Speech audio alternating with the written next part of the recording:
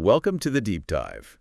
This is where we really get into the details, so you don't have to wade through everything yourself. We want you to feel totally clued in. That's the goal. Quick insights, make you feel informed. Exactly. Yeah. And today, our mission, if you will, is to use some really interesting material we have here to spark ideas for, let's say, the perfect 20-day trip to Kyoto, Japan. Yeah, especially thinking about a first-time visitor. Right. Now, we're not handing over a pre-made schedule. It's more about, extracting the essence, what makes a Japan trip, especially focusing on Kyoto, truly memorable. Think culture, experiences, amazing food. And we should mention the stuff we're looking at does touch on other places, like Mount Fuji, the Tokyo Islands. Really fascinating spots. Definitely. But for this deep dive, we're kind of using those as a lens, right? To pull out the concepts that really matter for a first-timer planning that 20-day Kyoto-centric adventure. Kyoto's our anchor here. Okay, good framing. So let's start with those big, impactful places. The material talks quite a bit about Mount Fuji. It paints it as, well, more than just a volcano. Right? Oh, absolutely. It's described as a sacred symbol, deeply woven into the Japanese identity. It's not just geology, it's spiritual almost. And you see that reflected everywhere, like in art. Hokusai's famous prints, the 36 views of Mount Fuji, for instance. Everyone knows those. Exactly. So the question becomes, what's the lesson there for someone planning their Kyoto time? Well, I guess it's about seeking out places with that same kind of resonance, that deep cultural weight. Precisely. It's that potent mix of physical presence and profound cultural significance. Mount Fuji's geology, being a stratovolcano, that's impressive, sure. Yeah. But it's the art, the symbolism, what it means to people that elevates it. So for Kyoto, you want to find those places that hit you on that same level. Right. Okay, so if you're listening and planning that first trip, you're probably thinking, what are Kyoto's Fuji moments? Things that feel essential. What springs to mind? For me, maybe the Golden Pavilion, Kinkakuji. That image is so strong. Or walking through those thousands of red gates at Fushimi Inari Shrine. Yeah, those are perfect examples. They're visually stunning, of course, but they're also steeped in history, in stories, in meaning. They aren't just pretty pictures. So how do we really translate that Fuji allure into practical Kyoto planning? Well, think about the sheer density of significant sites in Kyoto. Temples, shrines. Each one has its own narrative, its own aesthetic. Yeah. You've got Kiyomizu-dera, right, perched up on the hillside with that famous wooden stage. Amazing views from there. Totally. Or the quiet contemplation of the Ryoanji Rock Garden. These places evoke that same blend of awe and cultural immersion that Fuji inspires, just in a different way. And you mentioned the area around Fuji, too, the 5 lakes, Lake Kawaguchi with those reflections. That hints at something else, doesn't it? The importance of nature nearby. Good point. It suggests that experiencing the natural beauty surrounding a cultural hub is a key part of a really satisfying trip. It adds another layer. So for Kyoto, that could mean carving out time for the Arashiyama Bamboo Grove, which feels otherworldly. Oh, definitely. Or maybe finding a beautiful garden like the Okochi Sanso Villa near Arashiyama with that mossy serenity. It provides that contrast, that sense of visual peace, just like the lakes around Fuji. It feels like a fundamental part of travel, really. Yeah. Seeking out the iconic, the culturally significant, the naturally beautiful. It is. So a well-thought-out Kyoto itinerary, especially for 20 days, should absolutely build in time for these landmark experiences, inspired by that Fuji-level significance. Prioritize the places that define the city. Okay, let's switch gears a bit. Something equally important, maybe more important for some travelers. Let me guess. Food. You got it. Food. We've got this really interesting material talking about something called locavore dining in the Tokyo Islands. Locavore, right. Eating local. Yeah, it's about restaurants making a real point of using ingredients sourced right there from the islands. It's an initiative, apparently, to boost local producers. Which makes a lot of sense. It connects visitors directly to the island's agriculture, its fishing, its unique products. And it helps visitors, especially international ones, understand and enjoy those local flavors. They even mentioned focusing on places with English menus in the Tokyo Islands Guide. That practical angle is useful. But the core idea focusing on local ingredients, that's not just for remote islands, is it? That's huge for experiencing Japan anywhere. Absolutely. So what can we take from this concept for our Kyoto planning? Well, it highlights that really strong link between the environment, the land, the sea, and what ends up on your plate. It's not just sustenance, it's a taste of the place itself. Yeah, the material even details things like signature dishes for these island restaurants, What ingredients are key, when things are in season, even price points. Imagine having that level of detail for Kyoto. That's the dream for planning, isn't it? But it prompts a key question for your Kyoto itinerary. How do you actively seek out that local flavor?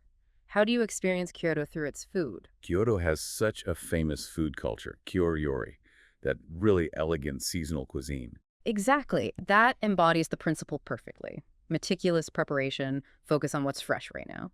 Or even simpler things, like yudofu, that simmered tofu. It's a Kyoto classic for a reason. Right. So the advice is, don't just eat randomly. Actively look for places in Kyoto that champion local seasonal stuff. Be a Kyoto locavore, basically. Pretty much. Just like the Tokyo Islands Guide highlights their specialties, you should seek out Kyoto's unique dishes. It gives you a much richer taste of the region's heritage. And maybe don't be afraid to try things that seem unfamiliar. Definitely. Food is such a direct line into understanding a culture. It tells you about the climate, the history, the traditions. Prioritizing local cuisine in Kyoto isn't just about good meals, it's about a deeper travel experience. And practically speaking, how do you find these places? Well, research helps. Look for restaurants known for kyoryori or those highlighting seasonal menus. Lots of places have websites now, often with English versions, detailing their philosophy and maybe even sample menus, just like that Tokyo Islands Guide. And you could even visit Nishiki Market. They call it Kyoto's Kitchen, right? Yeah. Just walking through there, seeing the incredible variety of local pickles, seafood, sweets, tea. That gives you a real sense of Kyoto's pantry. Oh, Nishiki Market is a must-do, I'd say, even just to wander and sample things. Absolutely. It connects you directly to the source. Okay, moving on. Another theme emerging from our materials comes from looking at those Tokyo islands again, the Izu and Ogasawara chains. Right, which are technically part of Tokyo, surprisingly enough. Yeah, which is wild. But the point is how different they all are. You got Oshima with its active volcano, Mount Mihara, great for hiking, apparently. Uh-huh. Then there's Nijima, known for surfing. Kozushima, which sounds intriguing, an island where gods gathered, gives it a special vibe. Hachijojima has more subtropical features. It really showcases the diversity within a region. Even islands relatively close together can offer vastly different landscapes and experiences. So what does this diversity tell us about planning a longer 20-day trip in Japan, even if Kyoto is our main base? Well, two things jump out. One is that sheer variety is often accessible if you look for it. Japan isn't monolithic. Right. And the other, which the material explicitly mentions, is how you get to these places. Ferries, planes. It underscores that you absolutely need to factor in travel logistics within Japan when you're planning. Crucial point for a multi-stop or day trip itinerary. So applying this to Kyoto, while Kyoto itself is incredibly rich, this suggests that a 20-day trip gives you the bandwidth to explore beyond the city limits. Exactly. Kyoto doesn't have to be your only experience. You can build in excursions that offer a different flavor, a different landscape, a different pace. So how do we weave that idea of regional exploration into a Kyoto-focused trip? What are some examples? Well, the classic day trip is Nara, isn't it? Famous for Nara Park with all the friendly bowing deer. Yeah, the deer are amazing. And Tadaiji Temple there is huge, that giant Buddha statue. Right. It's close to Kyoto, easily doable, but offers a very different feel. Or you could head the other way, maybe spend a day or even an overnight in Osaka. Osaka's got a totally different energy, much more modern in some ways. Known for fantastic street food, takoyaki, okonomiyaki. Exactly. And Osaka Castle's impressive too. So visiting Osaka gives you that contrast, a bustling modern city vibe compared to Kyoto's more historical atmosphere. So just like the Tokyo Islands each have their own character, the areas around Kyoto offer distinct experiences. Oh. Kansai region is incredibly diverse. It really is. And with 20 days, you have the luxury to sample some of that diversity. It makes your understanding of Japan much broader than if you just stayed in one city, no matter how amazing that city is. It deepens the whole experience. You see different facets of the country, different ways of life, even subtly different customs or food specialties. Precisely. It connects back to that idea of seeing the bigger picture, like understanding the Tokyo region better by seeing the variety in its islands. Okay, so let's try and pull these threads together. We've got the inspiration from Mount Fuji. Seek out those iconic, culturally potent sites in Kyoto. Right. The temples, gardens, historic districts that really resonate. Then we've got the locavore idea from the Tokyo Islands. Dive deep into Kyoto's local seasonal cuisine. Really taste the region. Yeah, be intentional about your food experiences. Seek out kyoryori, Nishiki Market, local specialties. And thirdly, the diversity of the islands reminds us to think beyond Kyoto itself. use some of that 20 days to explore nearby regions.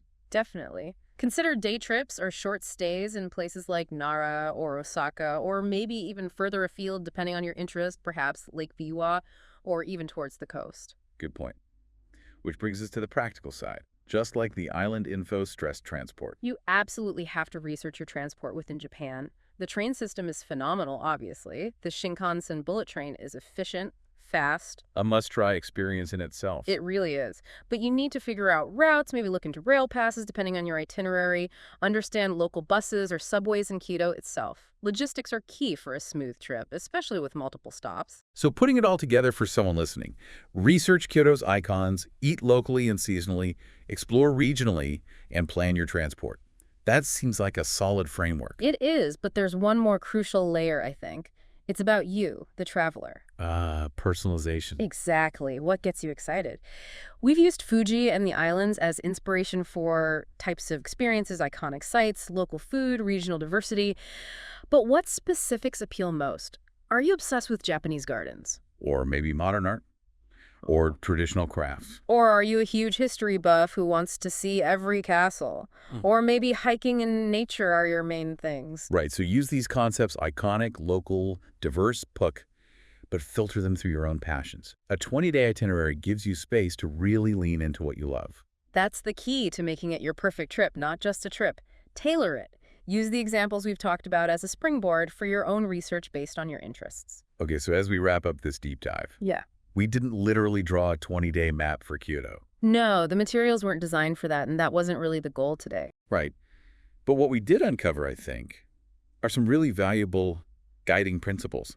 Inspired by looking at Mount Fuji and the Kokyo Islands, we talked about chasing that iconic significance. Delving into the richness of local food. And embracing the diversity of Japan by exploring beyond your main base. Ultimately, the idea was to spark your imagination, give you a framework, a way of thinking about planning that first amazing trip to Japan, using Kyoto as that wonderful central hub. We hope it gives you a solid foundation and, maybe more importantly, gets you excited about the possibilities. Yeah, equipped with a better sense of what elements make for a truly special experience there. So, let's leave our listeners with a final thought to mull over. Considering everything we've touched upon, the stunning sights, the incredible food, the diverse regions across Japan, what single aspect, maybe one image or idea or flavor, most captures your imagination right now for potential 20-day Japanese adventure?